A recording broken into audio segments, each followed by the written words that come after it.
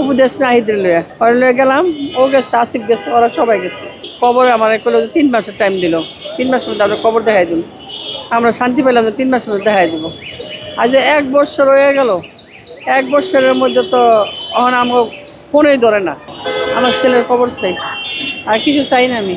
আর আমার কিছু লাগবো না, আমার ছেলের কবর লাগবে। আমি কবরটা দেখে মরবো, আমি কবরটা দেখে আমি শান্তি পাইবো। এই সরকারের কাছে চাই, একটাই দাবি আমার কবরটা দেখার, আমি দেখা মরতে চাই। তাই আমি হলো এই শহীদ হয়ে যাবি গা। কেমনে শহীদ হবি?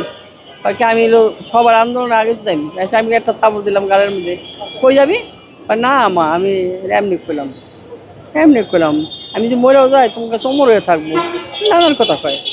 ঘরে যাইয়া ভিডিও করে রেখে গেছে, মা তোমার জানাই যাইলে তুমি যাইতে দিবা না মা, আমি একটা নতুন দৃশ্য আনতে যাইতেছি, ওটা যদি আনতারি আনবো, আর না আনতালে আমি মা মাফ করে দিবা তুমি আমারে, মাফ করে দিচ্ছে। এই কথা কইসের মতনে ওটা তার আমরা পাই নাই। 34 দিন পরে পাইছি এই ছবিটা ঢাকা মেডিকেলে। ঢাকা মেডিকেলে থনে আঞ্জুমানে গেছে, আঞ্জুমানে থনে দেখাইছে মোহাম্মদপুর বুদ্ধিজীবী কবরে। মোহাম্মদপুর বুদ্ধিজীবীর কবর থেকে আমরা এই এরিয়া উপদেশ নাম কমু উপদেশ নাহিদের লইয়া ওরা লইয়া গেলাম। ও গেছে, আসিফ গেছে, ওরা সবাই গেছে। আর আমার বাড়িতেও গেছে। তাই আমি আপনার সোহেল রানা, জীবন ভরে আপনারা আমি দেখবো। তারপরে কবর সামনে গেল আমার লোক। কবরে আমার কইলো যে 3 মাসের টাইম দিল, 3 মাসের মধ্যে আমরা কবর দেখাই দিন। আমরা শান্তি পেলাম যে 3 মাসের মধ্যে দেখাই দিব। আজ 1 বছর হয়ে গেল, 1 বছরের মধ্যে তো এখন আমার ফোনেই ধরে না, ফোনে ধরে নাই। আমি 3 মাস ধরে অসুস্থ, কোনো সময় না আমার বাড়িতে কেউ যায় না এখানে।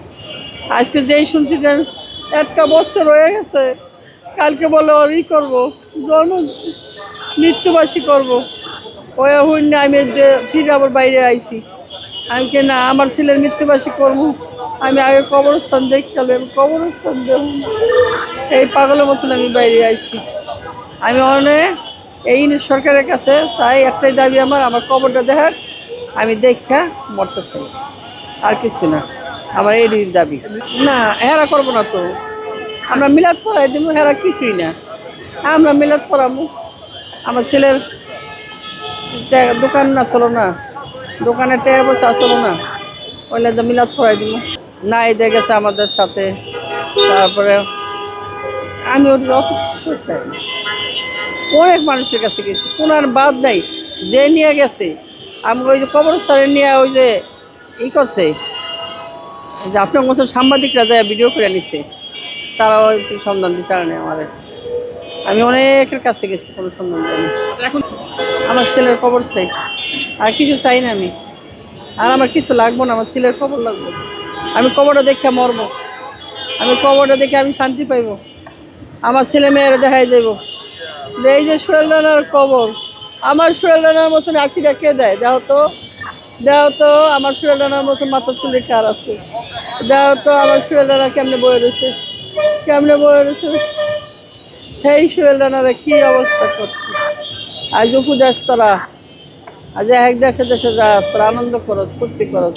আজ সোহেল রানার মায়ের তোরা দেখস না। সোহেলের রানার মায়ের 3 মাস ধরে অসুস্থ, কেউই আমার খবর লয় না, কেউ খোঁজ নিতে আসে না, আমার কাছেও যায় না।